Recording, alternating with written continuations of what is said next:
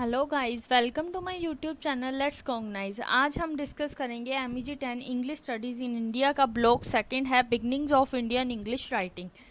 उसकी unit second है। हम डिस्कस कर रहे थे, लास्ट वीडियो में हमने डिस्कस किया था हेनरी लुइस का ऑब्जेक्टिव, इंट्रोडक्शन और हिंदू कॉलेज कलकत्ता के बारे में।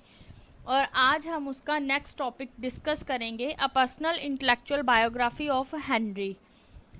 इस वीडियो में हम अकेले इसी टॉपिक को ही नहीं डिस्कस करेंगे, बल्कि इसके नेक्स्ट टू टॉपिक है जो हमारे पास, Derozio and his nationalistic fervour and the next है Derozio and the young Bengal movement. हम तीन टॉपिक हैं आज जो हम इस वीडियो में डिस्कस करने वाले हैं।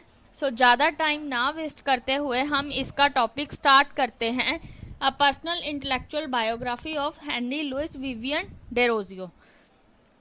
Derozio was born in April 1809। Derozio का जन्म हुआ था अप्रैल 1809 में, कोलकाता में हुआ था। यूरेशियन उसके पेरेंट्स थे, मतलब उनके पेरेंट्स जो थे वो यूरेशियन थे। At the age of 6 year, 6 साल में ही enrolled at the Dharamtala academy. उन्हें किस में एडमिशन मिला था? धर्मतोला अकेडमी में, जो किसके द्वारा चलाई गई थी अकेडमी? डेविड ड्रूमोंट के द्वारा। एट 14 ही फिनिश स्कूल। 14 साल की उम्र में उन्होंने अपनी स्कूलिंग खत्म की और उन्होंने ज्वाइन कर ली Major J Scott and company. उन्होंने 14 साल में अपनी स्कूलिंग फिनिश करके उन्होंने कंपनी ज्वाइन कर ली, जो कि वहाँ वो किस तरह से काम करते थे? एक तरह से वो अपने पिता के ही एम्प्लॉयर थे और अपनी वो जीवन शैली इन पैसों से ही निपटाते थे। मतलब पूरी जीवन शैली अपनी, मतलब अपना खर्चा वगैरह उस टाइम का वो इसी पैसों से निकालते थे। एज अ क्लर्क वो वहाँ पे काम करते थे। 16 इयर्स में क्या है, उन्होंने ये जॉब छोड़ दी और वो भगलपुर चले गए अपनी आंटी के इंडिगो प्लांटेशन करने के लिए, मतलब उनके प्लांट में काम करने के लिए। वहाँ पर उन्होंने 3 साल बिताए और वहाँ पर उन्होंने काफ़ी सारी पोइट्री लिखी और एक रोमांटिक एपिक भी लिखा था, महाकाव्य, जिसका नाम था द फकीर ऑफ जंगीरा। उन्होंने अपनी पोयम को इंडिया गैजेट में भेजा, किसके नेम पर? जुवेनिस के नेम पर। और जॉन ग्रांट एक एडिटर था, मतलब उसे उस एडिटर के से काफ़ी इनकरेजमेंट मिली और जॉन ग्रांट ने क्या डिसाइड किया कि वो उनकी सारी पोएम्स को इकट्ठा करेंगे। और 18 साल की उम्र में वो कलकत्ता वापस आ गए और उन्हें क्या है, अपॉइंट किया गया एडिटर की तरह, एज असिस्टेंट एडिटर उन्हें अपॉइंट किया गया इंडिया गैजेट में। किसके द्वारा अपॉइंट किया गया? ग्रांट के द्वारा, जिन्होंने उसकी हेल्प की थी सिंगल वॉल्यूम में ही उनकी सारी पोएम्स को पब्लिश कराने में। ये था हमारा फर्स्ट पैराग्राफ, ये थी हेनरी की इंट्रोडक्शन। आई होप आपको ये फर्स्ट पैराग्राफ अच्छे से समझ आ गया।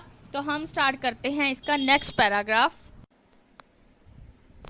His repute as a writer in English spread to such an extent that within a few years he was selected to teach English language and English literature at Hindu College. Writer होने के साथ साथ उन्हें क्या है, appoint किया गया, select किया गया एज अ इंग्लिश टीचर। उन्होंने क्या है, इंग्लिश लिटरेचर के टीचर की तरह जॉब की है हिंदू कॉलेज में। His stay at the college was eventful but brief, for he was dismissed from its service within 3 years after joining it. क्या है, उनका ये जो कॉलेज में टाइम था काफ़ी इवेंटफुल था, काफ़ी हैप्पी था, बट उन्हें क्या था, 3 सालों बाद इस कॉलेज से डिसमिस कर दिया गया था। After his dismissal he return to journalism. जब उन्हें डिसमिस किया गया वो वापस किस ओर चले गए थे? जर्नलिज्म की तरफ। But not for long as he suffered an attack. पर ज़्यादा टाइम तक वो जर्नलिज्म नहीं बने, क्योंकि वो क्या थे, कॉलेरा की बीमारी का अटैक हो गया था उन्हें और दिसंबर 1831 में उनकी मृत्यु हो गई थी। जो डेविड थे वो प्रिंसिपल थे उस स्कूल के, जो क्या थे, रैशनलिस्ट थे। Left indelible impression on the Derozio personality. वो एक डेरोजियो की पर्सनैलिटी पर वो एक छाप छोड़ गए थे। The emphasis on rational inquiry later become one of the cornerstone of Derozio lesson. इसका प्रभाव है जो रैशनल इंक्वायरी पर बाद में काफ़ी ज़्यादा पड़ा डेरोजियो के लेसन्स पर।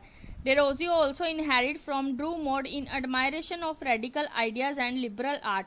डेरोजियो ने क्या है, ड्रूमोंड की रेडिकल आइडिया और लिबरल आर्ट को इनहेरिट किया है। Derozio was influenced by, Derozio थे जो काफ़ी लोगों के द्वारा प्रभावित हुए थे और बहुत सारे इवेंट्स के द्वारा, बहुत सारे लोगों और इवेंट्स का डेरोजियो पर काफ़ी ज़्यादा प्रभाव पड़ा था। जो ड्रूमोंड थे उन्होंने भी डेरोजियो को काफ़ी प्रभावित किया है यंग एज में ही। जब क्या थे, ड्रूमोंड के स्कूल में पढ़ते थे, वो टेंडर एज 6 ईयर में ही टीन एज थी उनकी। From the tender age to 6 year to his teen age years, मतलब टेंडर 6 ईयर से लेके वो टीन एज तक क्या है, ड्रूमोंड के स्कूल में ही पढ़ते थे। He was highly influenced by, क्या है, जो ड्रूमोंड थे वो दविड थे वो डेरोजियो की मतलब मोरल फिलोसफी से काफ़ी ज़्यादा प्रभावित हुए थे। Derozio was well schooled in the classic and western intellectual traditions. जो डेरोजियो थे वो क्या थे, उन्होंने काफ़ी अच्छी अपनी स्कूलिंग की थी क्लासिकल में और वेस्टर्न इंटेलेक्चुअल ट्रेडिशन में। आई होप आपको ये सेकंड पैराग्राफ भी अच्छे से समझ आ गया। नाउ हम स्टार्ट करते हैं इसका next third paragraph. By 1828, the year Derozio was appointed to Hindu College English Studies, including English language. 1828 में क्या था, डेरोजियो को अपॉइंट किया गया हिंदू कॉलेज में इंग्लिश स्टडी के लिए। वो वहाँ पे क्या टीच करते थे, इंग्लिश लैंग्वेज को, इंग्लिश लिटरेचर को और इंग्लिश हिस्ट्री को। उनके गौरव में क्या है, काफ़ी वृद्धि हुई जब वो टीचिंग करते थे, मतलब प्रेस्टाइज उनका काफ़ी राइज हुआ। और the text for this composite course include Shakespeare play, और जो वो टेक्स्ट टीच करवाते थे उनमें क्या क्या थे, क्या कौन कौन से कोरस थे, शेक्सपियर प्लेस था, मिल्टन पैराडाइज लॉस्ट था, Dryden version of the Aeneid, Pope version of the Homer, epic, Gay Fables and Goldsmith history of Greece, Rome and England. ये सारे कोर्सेज थे तब के टाइम में इंग्लिश हिस्ट्री और लिटरेचर में। By positioning the history of England, Rome and Greece together and combining their study with the study of literature from England. तब के टाइम में क्या था, जो इंग्लैंड, रोम और ग्रीस थे उनकी स्टडी भी की जाती थी हिस्ट्री में, मतलब इंग्लिश हिस्ट्री में। Derozio who himself had been educated in the tradition of rationalist through the western enlightenment proved enormously effective in the heading down ideological apertures to his student. क्या है इसमें उन्होंने बताया है कि डेरोजियो जो उन्होंने खुद की एजुकेशन की थी ट्रेडिशन ऑफ रैशनलिस्ट में, वेस्टर्न इनलाइटनमेंट थॉट में उन्होंने अपनी स्टडी की थी, और handing down his ideological apertures to his student, उनका क्या है, उनके स्टूडेंट्स पर काफ़ी प्रभाव पड़ा था।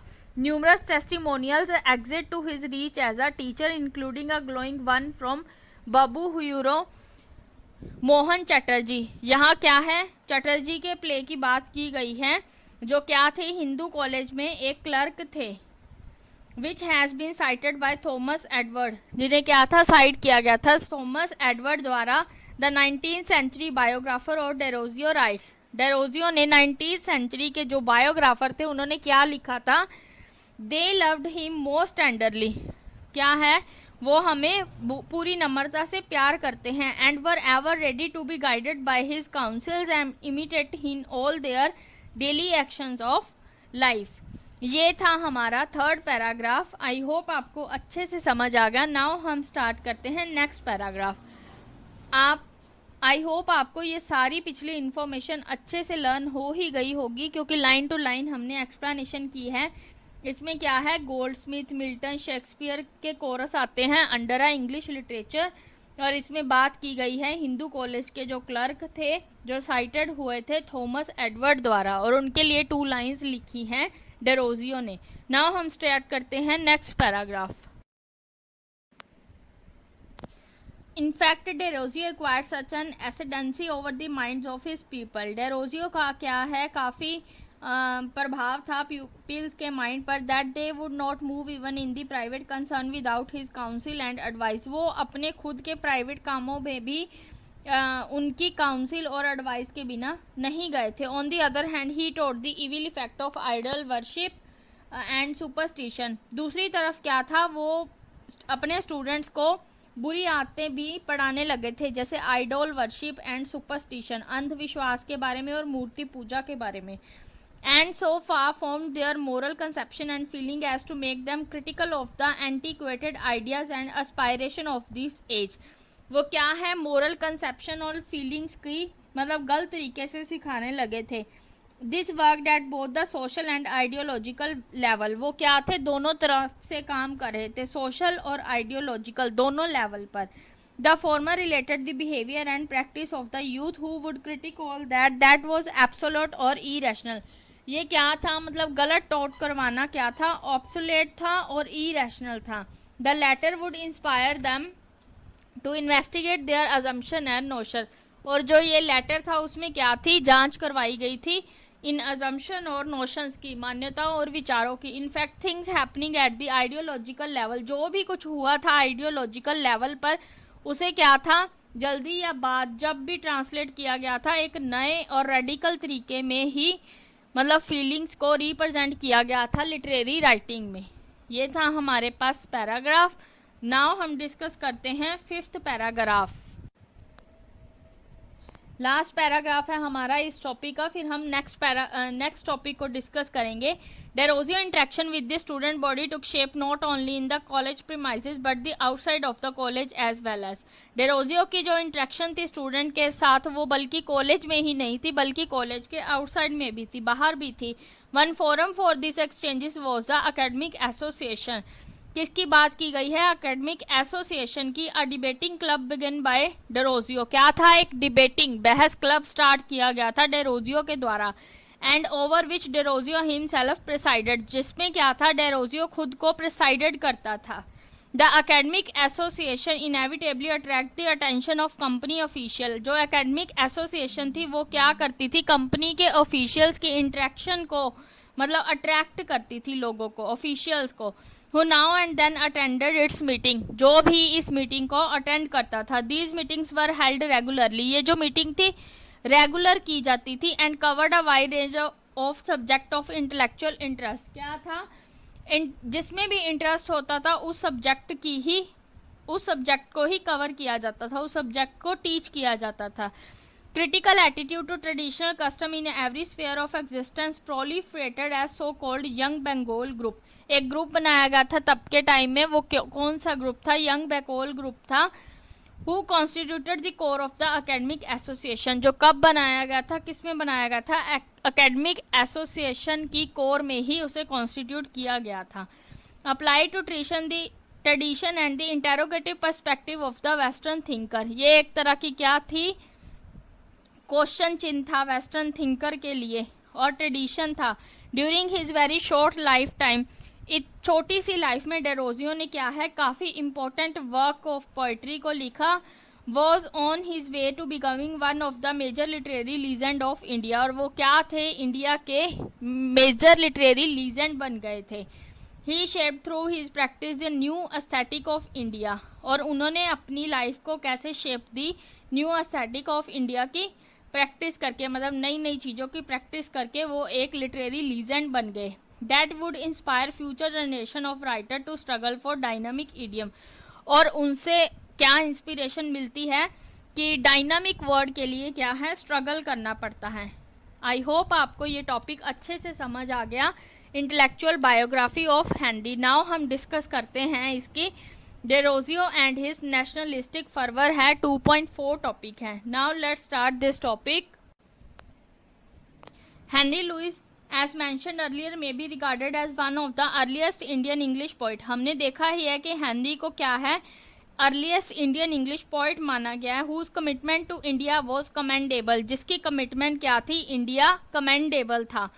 Being of Eurasian parentage at a time, वो किसके बच्चे थे, यूरेशियन, मतलब उसके माता पिता कौन थे, यूरेशियन थे. When his own community would have repudiated the mixed origins, मतलब उसकी जो लाइफ थी वो मिक्स थी. He chose to give something to India, उन्होंने किसको सिलेक्ट किया, इंडिया को. That he describe as his native land, जिसमें क्या है वो एक डिस्क्राइब कर सके कि उनकी नेटिव लैंड कौन सी है. In his sonnet to India, उनका एक सोनेट था इंडिया के लिए, My native land. He talks about the glorious past of India before colonization. वो कॉलोनाइजेशन से पहले इंडिया के ग्लोरियस पास्ट की बात करते हैं. How India was revered and worship as a deity, कि किस तरह से इंडिया को एक देवी की तरह पूजा जाता था. But he also lament the fact that that glory and that reverence is now no more. उन्होंने क्या कहा है कि वो रेवर और वो ग्लोरी अब नहीं रही है. He takes eye upon himself to restore India fallen state and all he desire from his chosen land, what he calls his native land. उन्होंने क्या कहा है कि वो इंडिया की ग्लोरी और रेफरेंस को वापस लेके आना चाहते हैं, जो भी उसका फॉल हुआ है इंडिया का, और उसकी यही इच्छा थी कि जिन्होंने उसे नेटिव लैंड बुलाया है वो उसकी ग्लोरी को वापस लेके आएंगे. वन काइंड विश फ्रॉम थी, उनकी गॉड से यही प्रार्थना थी. The wish to be seen, to be accepted and recognized as an Indian poet and not a Eurasian. उसकी इच्छा थी यह देखने को, और उन्होंने ये एक्सेप्ट भी किया था और उसको पहचाना भी था. और उसे किस तरह से पहचाना गया था? इंडियन पोइट की तरह, ना कि यूरेशियन पोइट की तरह. He lament the fact the India is under foreign rule. उन्होंने क्या देखा था, मतलब पहले जो इंडिया था वो फॉरेन रूल के अंडर था. And feels the need for India to awaken, और उनको क्या लगता था कि इंडिया को जगाने की ज़रूरत है, इंडिया की ग्लोरी को वापस लाने की ज़रूरत है. इन अनदर पोयम, और इसी के बारे में, नेटिव लैंड के बारे में ही उन्होंने नेक्स्ट पोयम में डिस्कस किया है. नेक्स्ट पोयम थी उनकी द हार्प ऑफ इंडिया. उसकी कुछ लाइन्स ली है. But if thy notes divine may be by mortal waken once again, harp of my country let me strike and strain. ये लाइन्स हाफ ऑफ इंडिया में से ली गई हैं. The burning nationalistic fervour, this zeal was unusual for a person of Eurasian origins. M K Naik consider Henry Louis Derozio poems to leave an unmistakable authenticity of patriotic utterance which stamped Derozio as an Indian English poet who is truly a son of the soil. इसमें क्या है, Derozio की बात ही की गई है कि Derozio को क्या है, इंडियन इंग्लिश पोइट माना गया है. वो क्या है, इस मिट्टी का ही सन है, मतलब और ट्रूली सन है नेटिव लैंड का, इंडिया का, इस मिट्टी का. आई होप आपको ये सेकंड टॉपिक भी अच्छे से समझ आ गया, नेशनलिस्टिक फर्वर के बारे में, डेरोजियो के नेशनलिस्टिक फर्वर के बारे में. अब हम डिस्कस करेंगे नेक्स्ट टॉपिक है 2.5 Derozio and the young Bengal movement. Last हमने डिस्कस किया है यंग बंगाल मूवमेंट के बारे में, थोड़ा सा ही रीड किया था. अब इसमें एक्सप्लेन किया हुआ है अच्छे से यंग बंगाल मूवमेंट के बारे में. नाउ हम डिस्कस करते हैं next topic. In the earlier section on Derozio personal intellectual biography, the Young Bengal movement was introduced. जो हमने पहले सेक्शन पढ़ा है डेरोजियन पर्सनल इंटेलेक्चुअल बायोग्राफी में, उसमें भी यंग बंगाल मूवमेंट को डिस्क्राइब किया गया, इंट्रोड्यूस किया गया है. This section will deal with the movement in some detail. इसमें क्या है, यंग बंगाल मूवमेंट के कुछ मूवमेंट्स को डिस्क्राइब किया गया है. Derozio was one of the earliest activists to wage a war against the traditional Orthodox society of India in general and of Bengal in particular. Derozio क्या थे, अर्लीस्ट एक्टिविस्ट थे जिन्होंने लड़ाई लड़ी थी ट्रेडिशनल ऑर्थोडॉक्स सोसाइटी थी जो India की, उनके अगेंस्ट. तो डेरोजियो डाइड यंग, जो डेरोजियो थे वो यंग एज में ही डाइड हो गए थे. His brilliant but short literary career is, वो क्या थे, ब्रिलियंट थे बट उनका जो लिटरेरी करियर है वो काफ़ी शॉर्ट है. Honourably associated with the literature and the moral, वो किससे, मतलब लिटरेचर और मोरल से जुड़े हुए थे. Social and political improvement of his country man, उन्होंने एक कंट्री मैन होने के नाते क्या था, सोशल और पॉलिटिकल में एरियाज में काफ़ी मतलब लेवल पर काफ़ी इम्प्रूवमेंट की थी. और सब कुछ किससे एसोसिएट था, लिटरेचर एंड मोरल पर. ये था हमारा introduction of young Bengal movement और उनकी लाइफ के बारे में, कि शॉर्ट लाइफ थी उनकी. नाउ हम डिस्कस करते हैं last paragraph. Derozio had the charisma and enigma to influence a group of very talented yet also highly volatile young student. जो डेरोजियो थे वो क्या थे, क्रिस्मा थे और एक पहेली थी जो क्या थी, टैलेंटेड स्टूडेंट्स को, ग्रुप ऑफ टैलेंटेड स्टूडेंट्स को क्या थी, यंग स्टूडेंट्स को काफ़ी इन्फ्लुएंस करते थे. While radicalism and the questioning of various orthodox Hindu rituals had already set in during Raja Ram Mohan Roy's time. जो रेडिकलिज्म थी, जब क्वेश्चनिंग थी ऑर्थोडॉक्स हिंदू रिचुअल्स के बारे में, वो राजा राम मोहन रॉय के टाइम में ही सेट कर दी गई थी. जिसके लिए डेरोजियो ने क्या थी, एक कदम आगे बढ़ाया था। He set the trend of ultra radicalism aggressively, उसने क्या थी मतलब चीज़ों को सेट किया था रेडिकलिज्म के लिए जल्दी ही। हिज इन्फ्लुएंस ओवर स्टूडेंट, उसका काफ़ी प्रभाव पड़ा था स्टूडेंट्स पर, वो such that he was consider to be a more of an event or a phenomena than a mere mortal in the history of the renaissance in Bengal. क्या है, उनका काफ़ी नेम है बंगाल की, रिनाइसेंस की बंगाल में। हिज ग्रुप ऑफ फॉलोअर्स, उसके क्या थे, काफ़ी ग्रुप से फॉलोअर्स से। The young Bengal were able to shake the very foundation of orthodox Bengali society. क्या थे मतलब उन्होंने वो एबल हुए थे शेक करने के लिए ऑर्थोडॉक्स बंगाली सोसाइटी को। कब, during the first half of the 19th century, 19th century में, 19th सेंचुरी के हाफ में उन्होंने क्या थी, ऑर्थोडॉक्स के अगेंस्ट लड़ाई लड़ी थी। बस आपने इस टॉपिक को मतलब ध्यान में रखना है कि उन्होंने ऑर्थोडॉक्स के खिलाफ लड़ाई लड़ी थी। He appeared on the literary scene before his time, the Bengal of his time was not ready for change of any sort. मतलब बंगाल का जो उनका टाइम था, जब वो बंगाल में थे, वो मतलब किसी भी चीज़ों को चेंज करने के लिए सही नहीं था, क्योंकि तब के टाइम में क्या था, they were too shackled with the binds of the orthodoxy and tradition and they reacted sharply against Derozio and his followers. क्योंकि तब के टाइम में क्या थे, जो बंगाली के लोग थे वो क्या थे, ऑर्थोडॉक्सी से काफ़ी जुड़े हुए थे और उस टाइप के ट्रेडिशन से, जिन्होंने क्या था डेरोजियो के अगेंस्ट मतलब रिएक्ट किया था शार्पली, पूरे तेज तरीके से।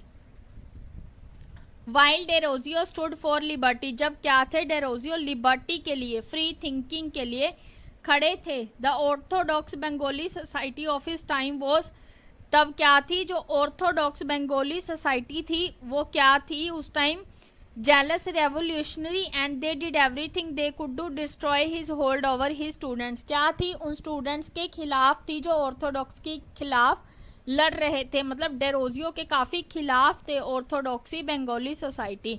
There bye dismissing his from the service at Hindu college Calcutta, इसीलिए क्या था, उन्होंने ऑर्थोडॉक्सी बंगाली सोसाइटी के खिलाफ लड़ाई लड़ी थी और क्या थे, वो काफ़ी खिलाफ हो गए थे उन स्टूडेंट्स के जो हेनरी द्वारा क्या थे, काफ़ी इफ़ेक्टिव थे, इंस्पायर्ड थे। तो क्या था, उस टाइम पर उन्हें हेनरी लुइस विवियन को क्या है, हिंदू कॉलेज से निकाल दिया गया था, हिंदू कॉलेज की सर्विस से निकाल दिया था।